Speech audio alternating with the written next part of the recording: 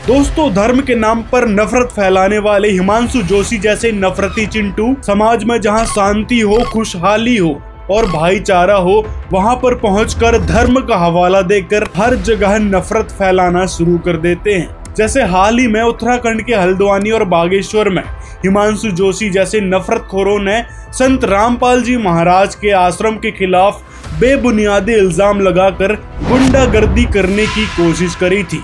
साथ में इस चिंटू ने जो इल्जाम संत रामपाल जी महाराज और उनकी किताबों पर लगाए थे, उनका जवाब देने के बाद, उनके प्रमाण दिखाने के बाद भी ये नफरती चिंटू बाज नहीं आ रहा है। अगर सनातन धर्म को ऐसे गालियां दी जाएंगी तो हमारा जीना फिर बेकार है इस उत्तराखंड में, इस भारत में। इतना बड़ा महाकुंभ आप सभी ने देखा, उसके बाद भी अगर ऐसे पाखंडियों को ही हमने खोजना है तो फिर बेकार है हमारा तो रहना यहाँ पर हल्द्वानी। इतना बड़ा महाकुंभ आप सभी ने देखा।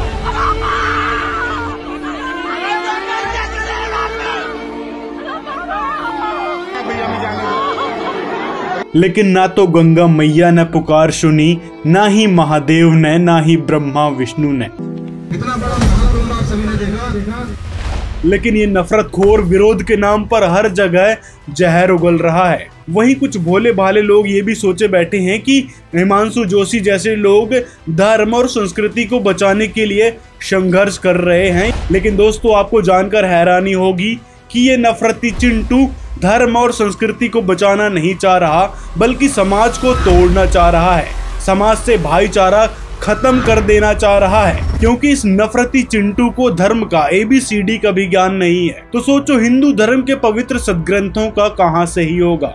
और शास्त्रों में लिखी जानकारी न होने के कारण ही ये समाज में विष घोलने का काम कर रहा है। लोगों को बेवकूफ मत बनाओ कि हिंदू हिंदू के नाम पे। तो ये दुर्दशा है इस उत्तराखंड की कि बिना धरने के, बिना आंदोलन के, शिकायत करने के बावजूद भी अगर कार्रवाई नहीं हो रही है। और इसी प्रकार इसने कई तरह की घटिया मानसिकता को लेकर उत्तराखंड में प्रचलित RSS यानी राष्ट्रीय स्वयंसेवक संघ, जो कि उत्तराखंड में बहुत प्रचलित है, इसकी आड़ में लोगों को ठगने के लिए RSS यानी राष्ट्रीय सेवा संघ नाम का एक फर्जी संगठन बनाया। इस फर्जी संगठन में जुड़ने के लिए जबरन वसूली करता है। इसी के कारण साल 2024 में अल्मोड़ा में इस पर FIR भी दर्ज हुई थी, जिसमें हिमांशु जोशी पर जबरन वसूली सहित कई सारे मुकदमे लगे। ये रहा न्यूज आर्टिकल। इस पर आरोप था कि हिमांशु जोशी अपने संघ से, यानी जो फर्जी RSS संगठन बनाया है, उससे जुड़ने के लिए टैक्सी चालकों को धमका रहा था और उनसे धमकाते हुए जबरन 501 रुपए ले लिए। पुलिस ने हिमांशु जोशी पर विभिन्न धाराओं में मुकदमा दर्ज कर लिया। वही हिमांशु जोशी ने पुलिस से बदसलूकी भी की थी, जैसे कि आप इस वीडियो में देख सकते हैं। पड़ाव की चौकी वसूली कर रहे हो यार, कोई दिक्कत नहीं, हम बता देंगे कोर्ट में किसके नाजायज ले रहे हैं, क्या ले रहे हैं, हमारे खाते में जाता है ट्रस्ट के। ठीक है, ये है, शिकायत कर रहे हैं ना टैक्सी स्टैंड। ये देखिए आप लोग। पुलिस के बार बार समझाने पर भी जब वह नहीं माना तो पुलिस ने उसे BNS की धारा 172 के तहत कोतवाली में बिठा लिया। तो यहाँ से हिंदू भाई बहन आसानी से समझ सकते हैं कि किस प्रकार ये धर्म का नाम लेकर लोगों को ठग रहा था, यानी जबरन पैसे ऐंठ रहा था अपने संघ में जुड़ने के लिए। और मैं हिमांशु जोशी से कहना चाहता हूँ कि अगर तुमको धर्म और संस्कृति को ही बचाना है तो लोगों से भीख मांगने की क्या जरूरत पड़ गई थी। बेच देते अपनी जमीन जायदाद घर की और फिर लग जाते धर्म कर्म में।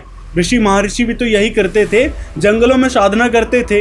यदि धर्म को ही बचाना है तो घर द्वार बेचो, क्यों लोगों से जबरन भीख मांग रहे हो। तो यहीं से आपका लालच समझ आ रहा है कि किस प्रकार आप धर्म का नाम लेकर फर्जी संगठन बनाकर लोगों से धन ऐंठना चाह रहे हो। अगर दोस्तों इसको लालच नहीं होता तो पहले तो ये हिंदू वाहिनी सेना में था, लेकिन न जाने इसको कौन सी सनक लगी, इसने साल 2024 में अपना RSS यानी राष्ट्रीय सेवा संघ नामक फर्जी संगठन बना लिया, जिसमें न जाने कितनी प्रकार की आपराधिक गतिविधियों को अंजाम देते हुए ये समाज में नफरत का विष घोलने लगा। तो ये काम होते हैं असुरी प्रवृत्ति के लोगों के, और इसी असुरी प्रवृत्ति के कारण इसने साल 2023 में संत रामपाल जी महाराज की किताबों का विरोध किया था और संत रामपाल जी द्वारा लिखित किताबों को जलाया भी था, जिसके कारण इस पर FIR भी दर्ज हुई थी और शायद कुछ दिन जेल में भी रहना पड़ा था। पहले भी हमने इस पर कार्रवाई कराई थी और ये सारे पोस्टर यहाँ से उठा करके जो है जला दिए गए थे, जिस संबंध में थाने में भी बुलाया गया था।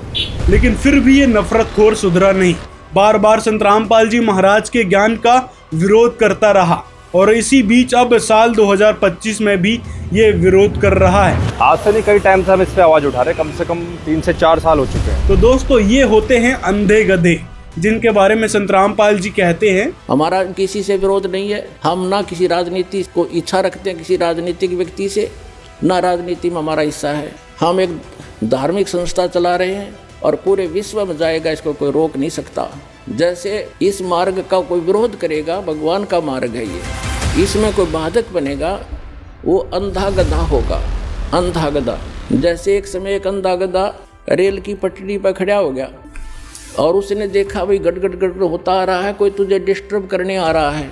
जिधर से उसने आहट सुनी उधर दोनों पैर कर लिए पिछले और दलुत्ती पिना ली कि मुझे कोई छेड़ेगा।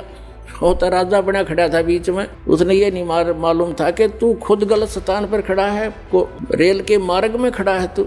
जब ट्रेन निकट आई उसने अपनी शक्ति दिखाई, दोनों दलुत्ती चलाई और ट्रेन में पटक कर टुकड़े टुकड़े कर दिया भाई।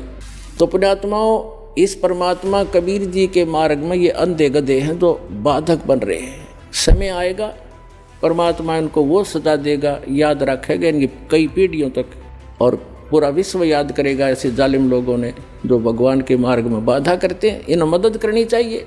ऐसा परोपकार हो रहा है, लाखों लोगों के सुख हो रहे हैं, बुराइयाँ छूट रही हैं, समाज की कुरीतियाँ दूर हो रही हैं, इनको वो एक आंख नहीं सुहा रही है। और इसी कारण ये बौखलाया है संत रामपाल जी महाराज के नाम से, जिसके कारण इसने कई सारे झूठे एलिगेशंस लगाए। जैसे कि इसने बोला भी था कि संत रामपाल जी पर बलात्कार का आरोप लगा है, और जो खुद उम्र कैद की सजा काट रहा है बलात्कार और अन्य कई धाराओं में। मैं इस नफरती चिंटू से पूछना चाहूंगा कि क्या सबूत है तेरे पास, और किस बेस पर तुम कह रहे हो कि संत रामपाल जी पर बलात्कार जैसा कोई आरोप भी है। ऐसे ही मीडिया वालों ने भी बलात्कार संबंधी कई सारे आरोप लगाए थे संत रामपाल जी महाराज पर, जिसके चलते उनको माफी भी मांगनी पड़ी थी।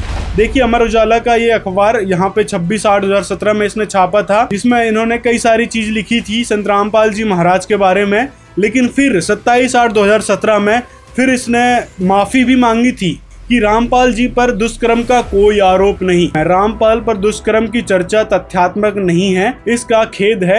इसी प्रकार दूसरी खबर ये देखिए दैनिक भास्कर की है, यहाँ पर भी आसाराम के प्रकरण से रिलेट करके संत रामपाल जी महाराज पर दुष्कर्म यानी बलात्कार से रिलेटेड आरोप दिखाया गया था। लेकिन उसके लिए भी अगले दिन उन्होंने माफी मांगी कि रामपाल जी पर नहीं है दुष्कर्म के आरोप। तो इसी से इसकी मानसिकता को समझ सकते हैं कि किस प्रकार ये समाज में रहकर और समाज के लोगों को ही लड़ाकर एक दूसरे का दुश्मन बना रहा है। ऐसे लोगों को समाज में रहने का बिल्कुल भी हक नहीं है। इसी प्रकार इसने और भी संत रामपाल जी पर एलिगेशन लगाए थे और कहा था कि संत रामपाल जी महाराज के आश्रमों में अवैध रूप से महिलाओं को ले जाया जाता है।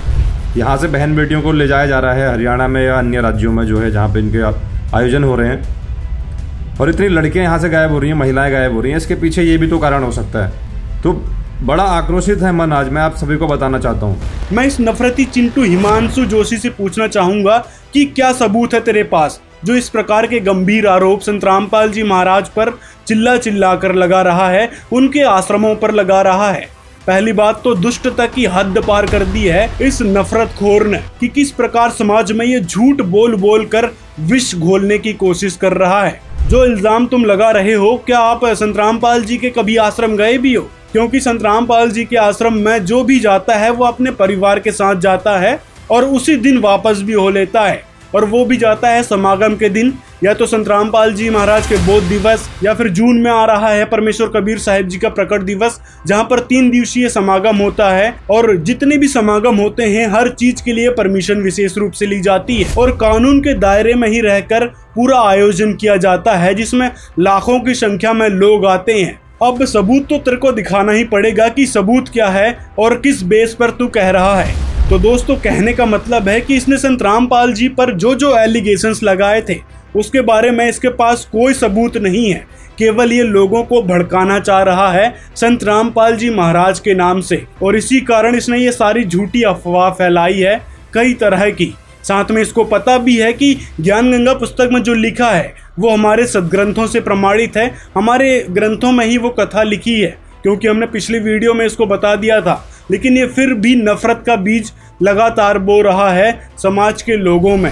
इसी प्रकार इसने जो है बरवाला का मास्टरमाइंड संत रामपाल जी को बताया था। पुलिस पे ही गोलियां चलवाने वाला रामपाल उसी के चक्कर में अंदर है, बरवाला हत्याकांड का मास्टर। तो इसके बारे में भी इसने वही फर्जी मीडिया चैनलों से जो वीडियोस देखी थी उसी के हवाले से बोल रहा है, जबकि उन मीडिया चैनलों में जो भी अफवाहें फैलाई गई थी, सारे के सारे जो इल्जाम लगाए गए थे, उनसे रिलेटेड कोई केस बना ही नहीं है संत रामपाल जी पर। और जो केस बने थे संत रामपाल जी उन सभी में बाइज्जत बरी हो चुके हैं।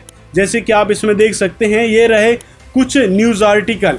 जो इल्ज़ाम लगे थे वो बेबुनियाद साबित हुए हैं। जैसे कि ये बंधक बनाने वाला केस संत रामपाल जी पर लगा था, उसमें भी संत रामपाल जी बाइज्जत बरी हो चुके हैं। आगे देखिए, इसमें जो है संत रामपाल जी महाराज को बंधक बनाने व सरकारी काम में बाधा डालने, इन दोनों मामलों में निर्दोष बरी कर दिया गया है। इससे रिलेटेड ये आर्टिकल है। अगला आर्टिकल फिर इस भ्रष्ट न्यूज चैनल से रिलेटेड है कि न्यूज चैनल में किस प्रकार ये संत रामपाल जी महाराज के बारे में ऊट-पटांग बातें कहते हैं, जबकि संत रामपाल जी 4 साल में 5 केसों में बरी हो चुके हैं। लेकिन ये बिकाऊ मीडिया सच्चाई नहीं दिखाती। जमीन की रजिस्ट्री के लिए खुद को कमला दिखाने वाले बुआ समेत 3 दोषी फरार हो गए हैं, जिन्होंने संत रामपाल जी पर इल्जाम लगाए थे करौथा आश्रम को लेकर। ऐसे ही रामपाल जी पर 2 और मामले थे, सरकारी काम में बाधा डालने और बंधक बनाने, तो उनमें भी संत रामपाल जी बाइज्जत बरी हो चुके हैं।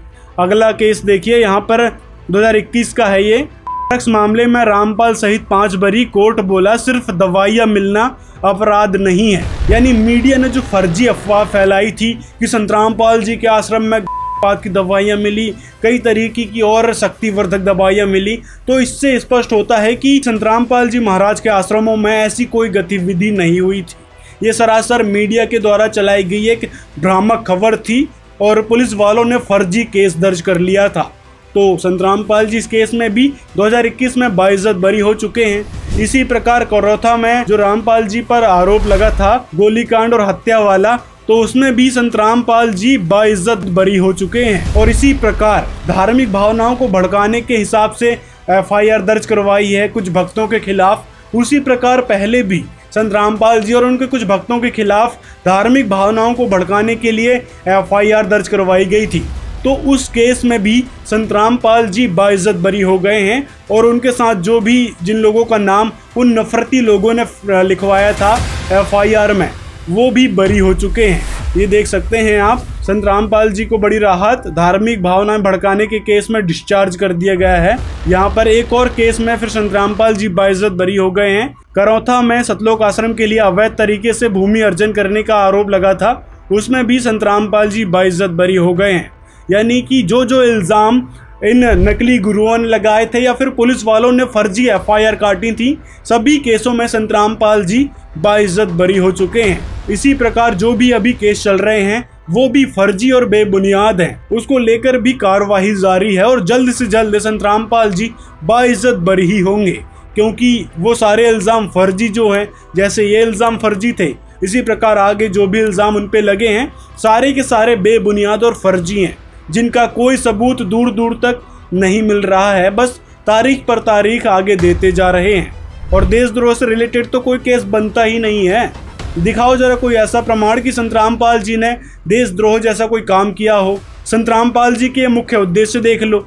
संत रामपाल जी समाज सुधार के लिए कितना योगदान दे रहे हैं, समाज सुधार के लिए कितनी सारी मुहिम चला रहे हैं। इसी प्रकार एक और है, रामपाल केस में खराब जांच के लिए कोर्ट ने पुलिस को फटकारा। अगला आर्टिकल ये भी है कि धोखाधड़ी मामला है, रामपाल सहित 4 आरोपी बरी, 3 दोषी करार। मतलब यहाँ पे जमीन की धोखाधड़ी वाला फिर वही है, उसमें भी संत रामपाल जी बाइज्जत बरी हो गए हैं। तो इससे स्पष्ट होता है दोस्तों, संत रामपाल जी महाराज और उनके शिष्य हमेशा ही कानूनी प्रक्रिया का पालन करते हैं, कभी भी कानून का उल्लंघन नहीं करते, हर काम कानून के दायरे में रहकर ही करते हैं। लेकिन ये सरकार और पुलिस फिर भी हमें कोऑपरेट नहीं करते। ये लिख नहीं सकते हिंदू साहिबान नहीं संजय गीता के तुम महिमा पढ़ना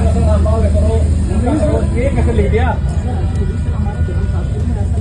अरे नहीं लिख सकते तुम ऐसे बैठा बंद गया। चलो क्या इसको भी करो।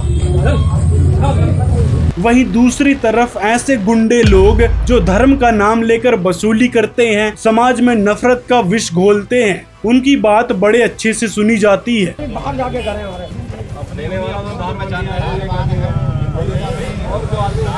बस यहीं पर सवाल खड़ा हो जाता है जुडिशरी सिस्टम पर। तो पुण्यात्माओं, ये नीचता की हद कर रखी है इन लोगों ने।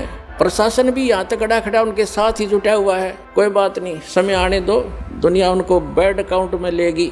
इनने इतिहास बुरा कर लिया। और साथ में पुलिस वालों के सामने ये नफरती चिंटू चिल्लाता फिर रहा है कि जमीन किसी से हत्या ली गई है, अवैध रूप से ये आश्रम बनाया गया है। बना रहे होंगे तो आपको 50 तरह की अनुमति लेनी पड़ेगी नगर निगम से। लेकिन इसको किसने अनुमति दे दी है? किस उद्देश्य से बनाया गया है? यहाँ लोगों को इकट्ठा करने के लिए क्या अनुमति है? क्या तेरे से परमिशन ली जाएगी क्या मकान बनाने या फिर आश्रम निर्माण के लिए? क्योंकि सरकार से ऑलरेडी परमिशन लेके ही सारा काम किया गया है, जबकि पुलिस वालों को पता है कि सारे डॉक्यूमेंट लीगल हैं और कंस्ट्रक्शन भी लीगल बेस पे हुआ है। जमीन संबंधी या फिर कंस्ट्रक्शन संबंधी सारे डॉक्यूमेंट मौजूद है, लेकिन पुलिस वाले भी इस नफरती के लिए कुछ नहीं बोल रहे हैं। तो संत रामपाल जी महाराज के हर शिष्य को उम्मीद है प्रशासन से कि प्रशासन सच्चाई का समर्थन करेगी और हिमांशु जोशी जैसे फर्जी लोगों के खिलाफ सख्त से सख्त कार्रवाई होगी, क्योंकि ये शांतिपूर्ण समाज में नफरत का बीज फैलाना चाह रहा है। इसके खिलाफ कड़ी से कड़ी कार्रवाई हो, यही हम संत रामपाल जी महाराज के सर्व शिष्य मांग करते हैं। और रही बात, इसने जो संत रामपाल जी महाराज की पुस्तकों से कुछ बातें निकाली है, जिसको लेकर ये कहता है कि संत रामपाल जी ने अपने मन गढ़ंत तरीके से लिख दी है और हमारे देवी देवताओं को अपमान कर रहे हैं। कहाँ मिलता है इसके बारे में प्रमाण? पिछली वीडियो में हमने प्रमाण बहुत सारे दिखाए थे इससे रिलेटेड। तुलसी के साथ धोखा करके देखिए विष्णु भगवान के बारे में क्या लिखा हुआ है, उसके साथ क्या किया।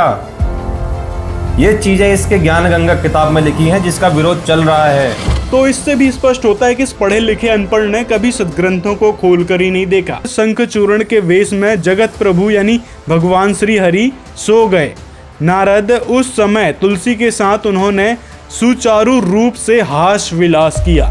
तुलसी ने कहा, मायावेश बताओ तो तुम कौन हो? तुमने कपट पूर्वक मेरा सतीत्व नष्ट कर दिया, मैं सती नहीं रह सकी। इस किताब में पर आपके पास क्या प्रमाण है कि इस ग्रंथ में चीज लिखा हुआ है कि ऐसा किया? ये रामपाल को बता के गए थे क्या भगवान? अच्छा, रिमिक्स आइटम है ये। तो ये था इस नफरतखोर चिंटू हिमांशु जोशी का पूरा सच प्रमाण के साथ। तो आप सभी से निवेदन है, इस वीडियो को ज्यादा से ज्यादा शेयर करें, अपनी राय कमेंट में भी जरूर बताएं। मिलते हैं अगले वीडियो में।